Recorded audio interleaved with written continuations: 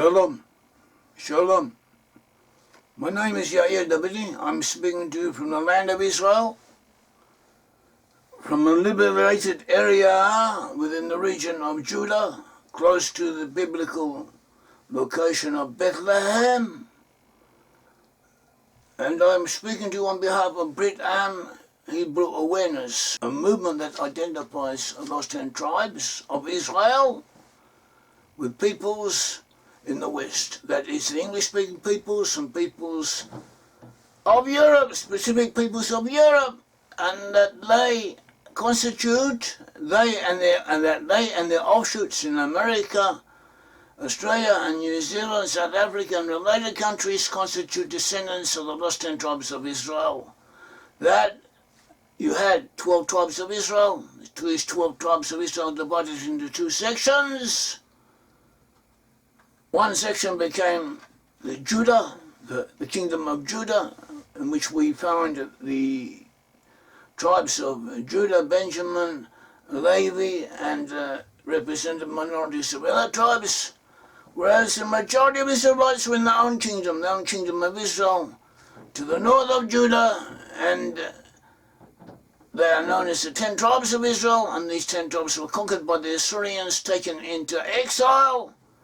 In their places of exile, they rebelled, they moved out, they migrated in different ways of migration, along the different pathways. They went to the north, they went to the west, they went through the Mediterranean Sea.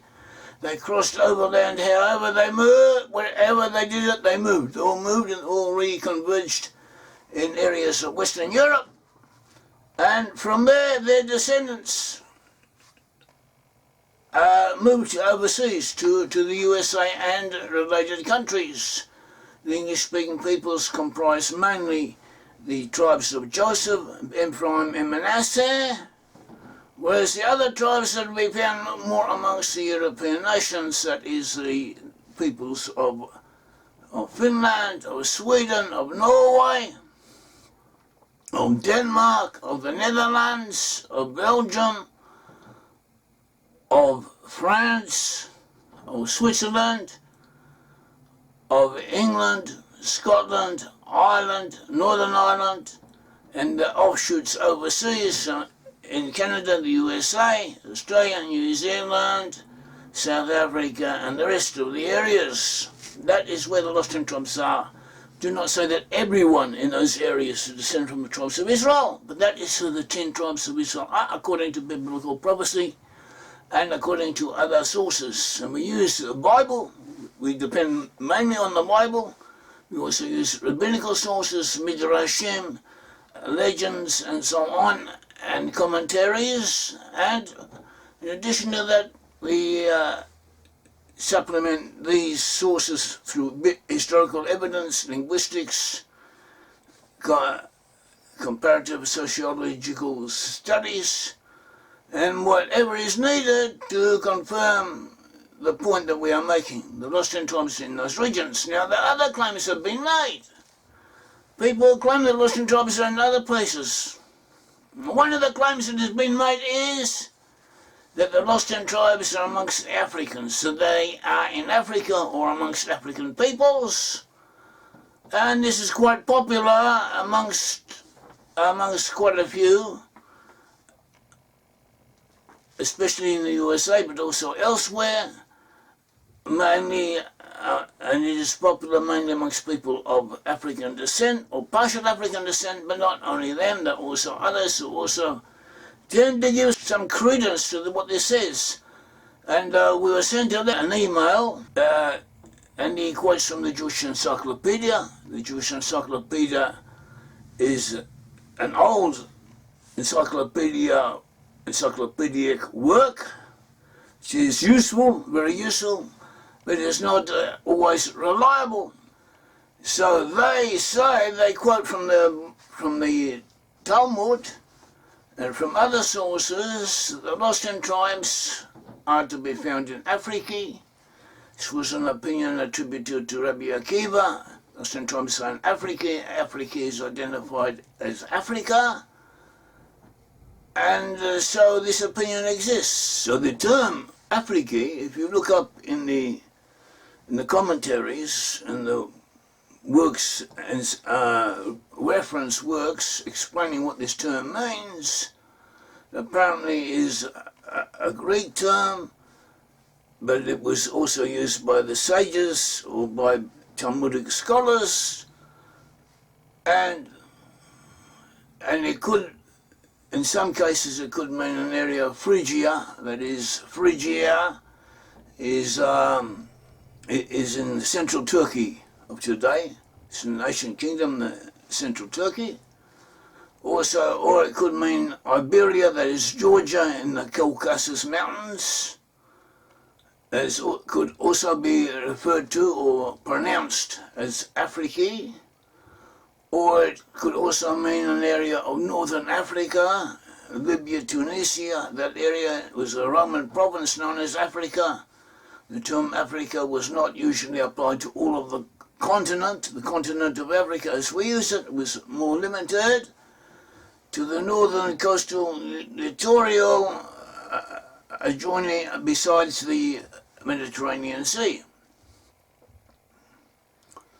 And the lost 10 tribes could have been in all of those areas. They moved around. Different groups from the lost 10 tribes of Israel did go to those regions, or to some of them, and from there they moved onwards. Another area known as Africa, or Afriki, was, surprisingly enough, we were also surprised by this, was the Western European coastline adjoining the Atlantic Ocean and the British Isles. That region also was referred to as Africa in some cases. And the source that we have for this, is actually from India. So we're going all over the place. We're going to India to get a reference concerning a place in the West, concerning the identification of another place that's usually equated with a region further to the south. But that's the way it goes. You go to here, go to there, and eventually get where you want to go, or where you need to get to. Now, first of all, Africa is a Greek term. The Talmud apparently borrowed the term from the Greeks. That is a beginning. And the Greeks had contact with India. In 320 BCE, around that area, Alexander the Great, the Macedonian, was conquering the region of Afghanistan, Pakistan, northwest India. He was conquering portions of that area. He set up colonies in the region. Some scholars say that long before then there had been a contact between the Greeks, ancient Greeks, and India, and there had been exchanges of colonies of philosophers from India had gone to the west, and so too savants from Greece had reached into India, and that they were learning from each other, copying each other. There are similarities in building, in religion, and in their writings. And that the ancient Indians, apparently the ancient Hindus, were influenced by Greek philosophy, and probably also influenced the Greeks. Certain ideas that the Greeks had in religion, in philosophy, and so on, may have come from India, or are believed to have come from India. And they wrote it down. And in Greek sources, you find references to this, and also in Hindu books, we find references to the Yavanas, believed to have been Greeks, and to other, or associated with the Greeks, and to other notions and words borrowed from Greece, borrowed from the Greeks. And the way it goes that certain words that the Greeks used, that the Indian sources use also, were later lost in the West, and from the Indian sources we can understand how the Greeks originally used them. One of the people who did this was Francis Wilford. Francis Wilford was actually born in Germany, in Hanover. At that time the King of Hanover was also the King of England under the Hanoverian monarchs, and he was quite a scholar. The British East India Company was setting up colonies in India, was sending soldiers. It had mercantile arrangements, trading stations and so on in India. Was actually in the process of taking India over, conquering different areas. It was laying the foundation for the later British colonization or rule over India. And there was quite an intellectual ferment occurring as a result of this. British scholars from England, or working on behalf of the English, came to India and they copied down the Hindu writings and they studied them, and some of them were multilingual. They knew many languages, also well versed in the classical literature, and they were quite intellectually accomplished. They were quite accomplished intellectually. So one of these people was Francis Wilford. Francis Wilford gathered together a whole group of Indians, Indian wise men, Indian scholars, as well as having an association of his own, of people in India, working for the British East India Company, people who know the language and had an interest in ancient India, and he went through Indian works and he copied down references that may have originated from the Greeks, being through their association with India. So, and one of these references concerns the name Afriki, and he shows how the name Afriki could have referred to Africa, what we now know as Africa, or rather Northern Africa. But it was also extended along the Atlantic coastline, the Atlantic Ocean to the north, and it encompassed northwest Europe and the British Isles, which was also referred to as Afriki. And a great Jewish rabbi, the Maharal, about the same time as Wilford, a little bit earlier, somewhat earlier, about 100 years earlier, but in the same period, he also wrote concerning Afriki, and he said that the area known as Afriki, to which the lost 10 tribes were exiled, where they are to be found, is not the area that we now know as Africa, but rather another area, which was deeply forested with very tall trees and somewhat dark. And this fits a description of Northern Europe in the time of the Greeks, where there were deep forests, large forests of very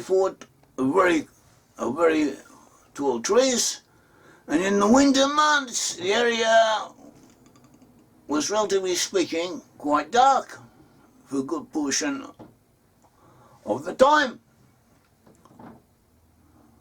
So this shows us that the term Africa could have referred to the British areas and to Western Europe. And this is a possibility among several, but it stands together.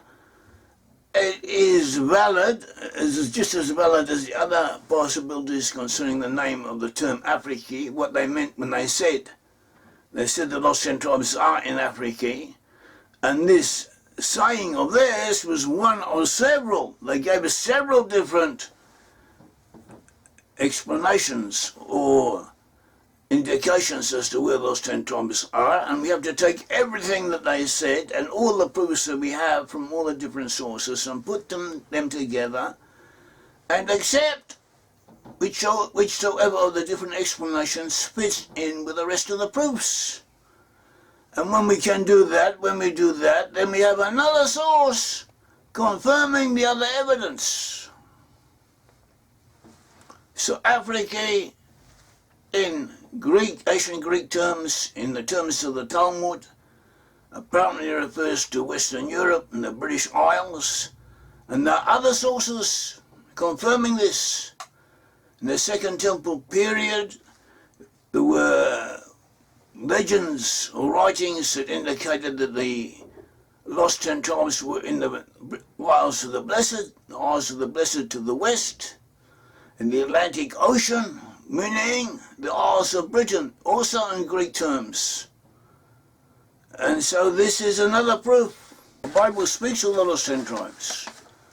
The Bible gives us several different indications concerning where the lost 10 tribes are. The Bible tells us that the lost 10 tribes are in an area which has the following qualifications, the following characteristics. In biblical terms, that the land of Israel, the Holy Land, was the center of the world. Ezekiel speaks of the land of Israel being at the center of the earth, was the geographical center. It is the geographical center even now. If you look at the continental masses, that is their central point. And in addition to that, it was said that lost 10 tribes were the ends of the earth, that is the geographical extremities of the earth. Western Europe, North America, they are the extremities, the geographical extremities of the earth. So are Australia and New Zealand, so is South Africa. Not only were they at the ends of the earth, but they were at the most exalted places of the earth. Those were the most mineral resources, with the most conducive to human habitation, with the most salubrious climates, and with the basic requirements to develop civilization, as we find in North America, as we find elsewhere, wherever the lost 10 tribes are. There are also in islands and peninsulas in the west, to the north and the west of the land of Israel. They were in the Atlantic Ocean, facing the Atlantic Ocean. The ships of Tarshish that would bring the exiles back in the end times and also fly them back will come from the Atlantic Ocean area. Also, they were centered to the north. Zebulun, the tribe of Zebulun, would dwell on the shores of the sea, on the sands of the sea, as we find the tribes of Zebulun in the Netherlands doing. Also Zarephath, there's Zarephath meaning in modern Hebrew France, but according to Abarbanel and other scholars, also encompassing the islands of Britain, was where the lost tribe, where the first exile of those 10 tribes were to be found, according to the book of Obadiah. Look it up in the book of Obadiah, the prophet Obadiah in the Bible. He speaks of this first exile, which are in Canaan, Canaan being areas of Western Germany, in other words, bordering on Canaan, and to Safat, and encompassing Safat, Safat being the region of Belgium, of France, and of Britain, according to the commentators.